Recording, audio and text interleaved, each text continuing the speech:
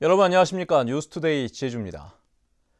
제주국제자유도시개발센터 차기 이사장 선임을 놓고 정부가 특정 기업인을 낙점했다는 논란이 일면서 인선 절차가 중단됐는데요. 특정 인사를 내정한 것이 정부 관계자들보다도 윗선이라는 증언이 나오면서 인사에 개입한 권력 실세가 누구인지 궁금증이 커지고 있습니다. 현재훈 기자의 보도입니다.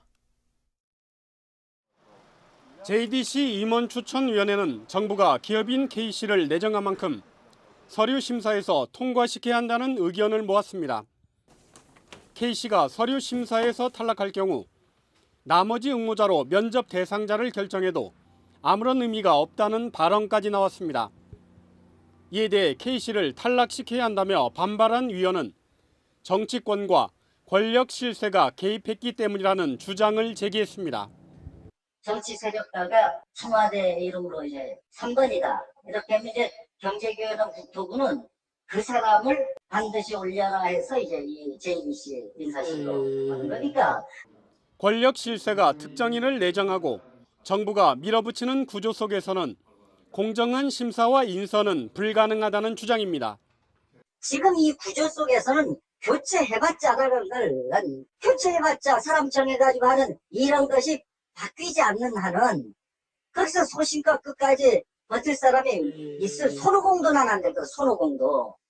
낙하산 인사가 관리화되면서 임원추천위원회는 허수아비로 전락하고 있습니다.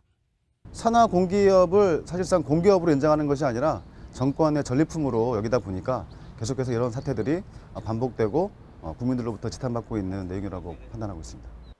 JDC 이사장 인선 결과가 이번에도 로비를 통한 정권의 전리품이 될지 아니면 악순환의 고리를 끊을 수 있을지 도민들은 지켜보고 있습니다. MBC 뉴스 현재훈입니다. 한편 제주시민사회단체 연대회의는 성명을 통해 제주국제자유도시개발센터 이사장 추천을 공정하고 객관적으로 심사하라고 임원추천위원회에 요구했습니다. 이 단체는 청와대와 정부는 심사 과정에 개입하거나 관여하지 말고 논공행상식 낙하산 인사 관행을 근절해야 한다며 적합한 후보가 없으면 재공모를 실시해야 한다고 주장했습니다. 제주 헬스케어 타운에 입주한 중국인들이 콘도미니엄 분양 당시 업체 측이 제시했던 조건이 지켜지지 않는다며 집단 시위를 벌였습니다. 이유야 어찌됐건 제주도 안에서 중국인들끼리 벌이는 분쟁, 뒷맛이 씁쓸합니다. 김찬영 기자입니다. 제주 헬스케어 타운 한복판에 사람들이 모였습니다. 회전교차로에 현수막을 걸고 사업 시행자인 중국 녹지그룹을 규탄합니다. 시위에 나선 사람들은 헬스케어 타운 안에 콘도미니엄을 분양받은 중국인들. 연간 340만 원이라던 관리비가 실제로는 600만 원으로 뛰었다는 겁니다. 특히 개인 주택인 줄 알고 구입했지만 실제로는 콘도여서 가구나 전자제품을 마음대로 바꿀 수 없고 별장으로 분류돼 높은 세금을 물게 됐다는 겁니다. 房屋的属性问题我们至今不清楚我们自己花钱买自己的房子结果呢怎么成了度假村了 이에 대해 녹지그룹은 관리비가 늘어난 것은 가스와 전기세 등이 붙었기 때문이며 중국인들이 콘도의 개념을 이해하지 못해 오해가 생긴 것이라고 설명했습니다. 판매식 당시에 손님들한테 투자 임의 상품이라고 설명을 드렸고 계약했을 때에도 콘도미니엄이라고 명시가 되어 있습니다. 제주 헬스케어 타운 내 휴양형 콘도미니엄 400세대 가운데 90% 이상이 중국인들에게 분양된 상황. 입주자들은 중국인들이 많이 찾는 관광지에서도 시위를 이어간다는 계획이어서 갈등은 더욱 커질 것으로 보입니다. MBC 뉴스 김찬현입니다. 최근 제주 지역의 부동산 열풍이 계속되면서 관련 범죄도 늘고 수법도 더욱더 교묘해지고 있습니다. 공사 대금 대신 받은 아파트를 싸게 넘기겠다고 속여 20억 원을 가로챈 전기공사업자가 경찰에 구속됐는데 다른 업체의 법인 인감까지 도용했다고 합니다. 김항섭 기자입니다. 제주시 외곽 지역의 다세대 주택. 부동산 업체 대표인 김모 씨는 지난해부터 이곳 등 아파트와 다세대 주택 16채를 전기공사업자 문모 씨로부터 사들였습니다. 하지만 실제로는 한 곳도 양도받지 못했고 김 씨는 무려 14억 원을 날렸습니다. 서류가 너무 완벽해서 믿었고 그 사람하고 현장도 여러 번 갔다 왔고 그래서 믿을 수밖에 없는 상황이었고 사는 게 사는 것 같지도 않고 식구들한테 미안하고. 경찰 조사 결과 문 씨가 제시한 서류는 모두 가짜인 것으로 드러났습니다. 시공업체의 법인 인감을 위조해 아파트를 대물로 받는다는 하도급 계약서를 위조했고 보증서까지 만들어 피해자들을 안심시킨 겁니다. 이런 수법으로 4명으로부터 17억 원을 챙겼고 LED 특허권이 있다며 또 다른 2명을 속여 4억 5천만 원을 챙겼습니다. 그 대물 부동산의 경우에는 아직 그 공사가 완료되지 않았고 등기가 이제 진행되지 않았기 때문에 권리 관계가 상당히 명확하지가 않습니다. 이 부분에 대해서 특히 이제 대물 부동산 거래 시에는 아주 신중을 기해 주셔야 될 것 같습니다. 문 씨는 피해자들이 고소하자 달아났다. 한 달 만에 경북 영주에서 붙잡혀 사기 혐의로 구속됐습니다. 최근 부동산 열풍으로 인한 사기 범죄가 증가하면서 경찰은 관련 수사를 확대할 방침입니다. MBC 뉴스 김항섭입니다. 한국관광공사가 제주국제 컨벤션 센터를 상대로 앵커호텔 공사 지연했다는 손해배상금으로 92억 원을 지급하라는 소송을 냈습니다. 이는 지난 2003년 한국관광공사가 호텔 부지를 컨벤션 센터에 출자하면서 착공 후 4년 안에 완공하지 않으면 배상금을 받기로 했던 합의서에 따른 것입니다. 관광공사는 컨벤션 센터와 배상 금액을 협의하겠다며 조정을 신청했고 제주지방법원은 다음 달 11일에 조정 절차를 진행할 예정입니다.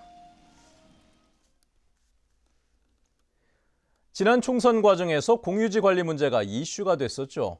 최근 10년 동안 마라도 3배에 이르는 면적의 공유지가 민간에 팔렸는데 일부는 부동산 투기에 악용되고 있다는 지적입니다. 내 땅이 아니라고 관리를 허투루 하는 것은 아닌지 꼼꼼히 따져봐야 될 일입니다. 박주영 기자입니다. 제주투자진흥지구 1호로 지정됐다 해제된 제주동물 테마파크. 사업 부지 58만 제곱미터 가운데 공유지는 40%가 넘습니다. 제주특별자치도 출범 이후 10년 동안 제주도가 매각한 공유지는 85만 제곱미터. 마라도 면적의 2.8배입니다. 지난 2007년에는 전국 매각 공유지의 52%를 차지해 1위를 차지했고 다음에도 연속 1위를 기록하며 제주도 공유지 건수화 면적이 매년 전국 상위권을 기록했습니다. 그 2007년도하고 2008년도에 그 대규모 관광개발 사업이 유치가 있었습니다. 따라서 이 대규모 관광 사업 유치에 따른 부지 매각된 부분이 있어서 일시적으로 좀 상향된 부분이 있고요. 이런 가운데 공유지를 매입했던 개발 사업자들은 또 다른 업체에 되팔아 수십억 원대의 시세 차익을 챙기기도 했습니다. 하지만 공유지를 매각한 뒤 5년이 지나면 행정기관이 환매권을 행사할 수 없어 통제할 방법은 없는 실정입니다. 공유지를 싼 값에 매입을 해서 결과적으로 제대로 개발도 하지 않으면서 공공 목적에 사용하지 않고 개인의 배채워준 꼴도 되고 있습니다. 제주도 공유지 처분 실태와 관련해 제주도 감사위원회가 감사 결과를 발표할 예정이어서 그 결과에 관심이 쏠리고 있습니다. MBC 뉴스 박주연입니다. 돼지 열병 발생에 따른 이동 제한 조치가 17일 만에 해제됐습니다. 제주도는 제주시 한림읍 금왕리의 돼지 열병 발생 농가로부터 반경 10km 이내 농가에 내려졌던 이동 제한 조치를 제한적으로 해제한다고 밝혔습니다. 이에 따라 농가에서는 하루에 차량 한 대씩을 이용해 돼지를 출하하고 분뇨를 처리장으로 보낼 수 있게 됐습니다.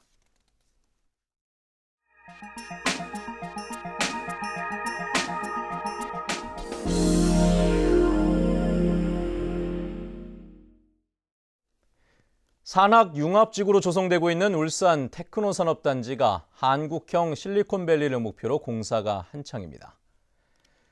차세대의 먹을거리를 창출할 것으로 기대되고 있는 연구기관들도 속속 착공에 들어갔다고 합니다. 울산 MBC 한창환 기자입니다. 연구와 생산이 융합된 첨단 산업단지가 들어설 울산 남구 도항동 테크노 산업단지. 128만 제곱미터에 3,700여 원이 투입되는 테크노 3단은 지난해 11월 착공해 부지 조성 공사가 절반 정도 진행됐습니다. 이 테크노 3단이 주목받는 이유는 주력 산업을 고도화할 각종 연구기관 때문입니다. 울산을 수소산업 거점으로 육성하기 위한 친환경 전지융합 실증화 단지와 주조와 금형을 육성할 뿌리산업기술센터가 연내 착공합니다.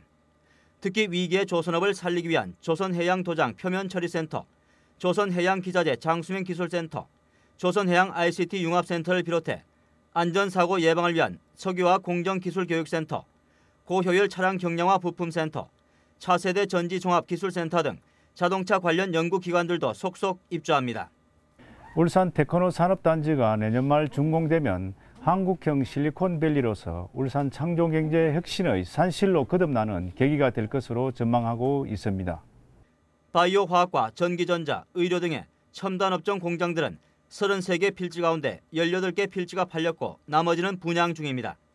테크노 산업단지는 2조 6천억 원의 생산 유발 효과와 2만 4천여 명의 고용 유발 효과로 제조 위주의 울산 경제 체질을 바꿔놓을 전망입니다. 경기 침체에도 불구하고 이곳 테크노 산업단지는 조성 작업이 순조롭게 진행되고 있습니다. 울산 창조 경제를 선도하는 모범 산단이 될지 기대를 모으고 있습니다. MBC 뉴스 한창원입니다.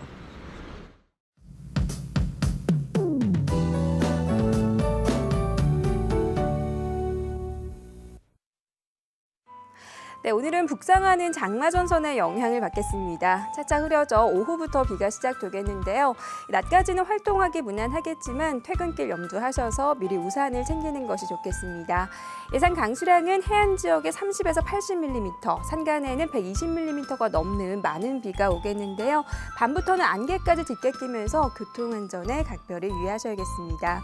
한편 내일 새벽과 아침 사이에는 벼락과 돌풍을 동반한 시간당 30mm 이상의 강한 비가 쏟아지겠으니까요. 비 피해 없도록 잘 대비하셔야겠고요. 비는 낮부터 차츰 그칠 것으로 예상됩니다. 다음은 자세한 지역별 날씨입니다. 네, 출근길 북부 지역의 기온 어제와 비슷하게 출발하고 있고요. 낮 기온은 28도 내외로 어제보다 2도가량 낮겠습니다. 오늘 아침 서부 지역은 비교적 선선한 모습이지만 한낮에는 후텁지근하겠습니다. 현재 안덕의 기온 22도, 서귀와 남원 23도, 낮 기온은 27도에서 28도가 예상되고요.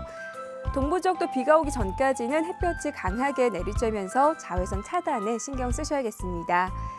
네, 오늘 아침 산간 지역의 기온 14도에서 18도 나타내고 있고요. 가시거리는 10km 내외로 탁 트여 있어 모처럼 장거리 운전하기 무난하겠습니다.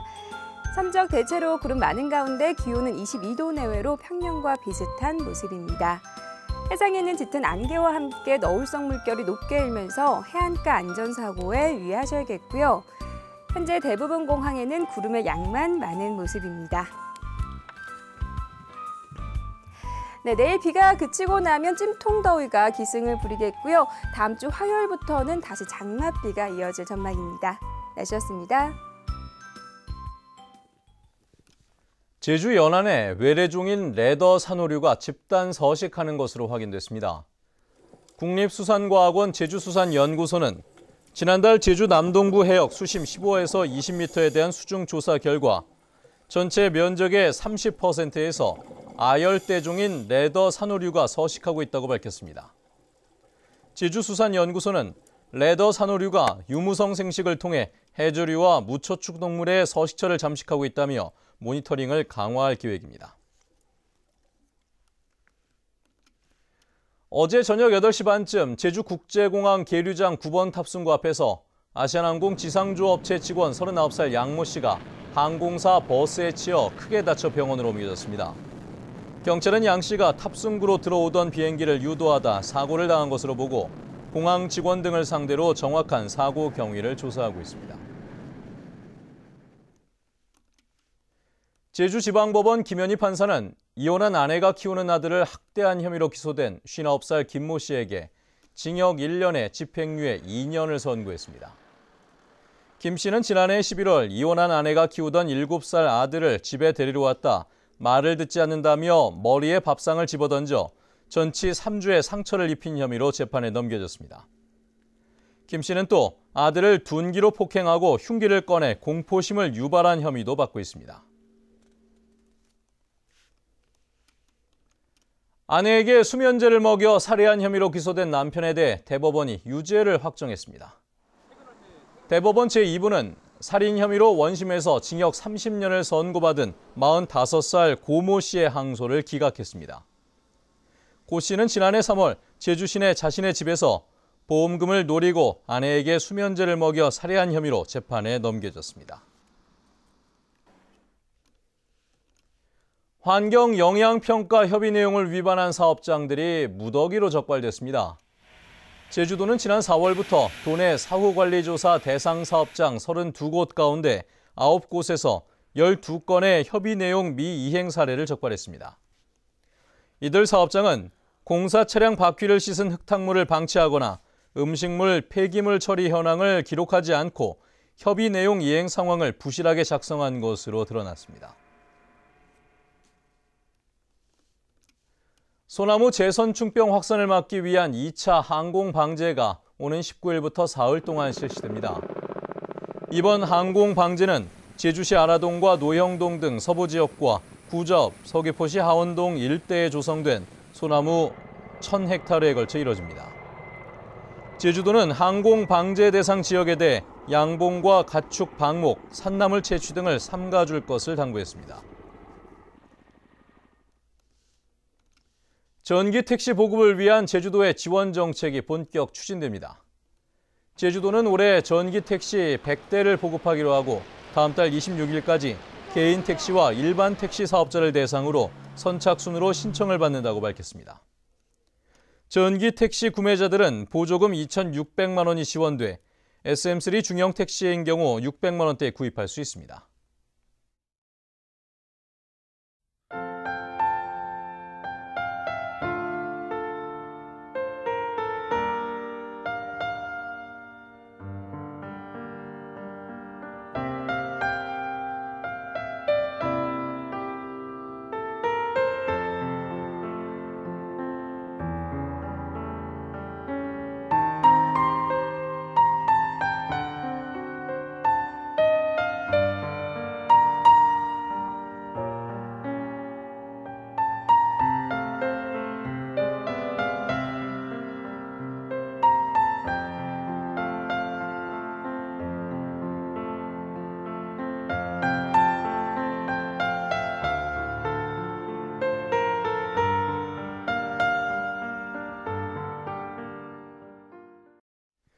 네, 뉴스투데이 제주를 마칩니다. 시청해주신 여러분 고맙습니다.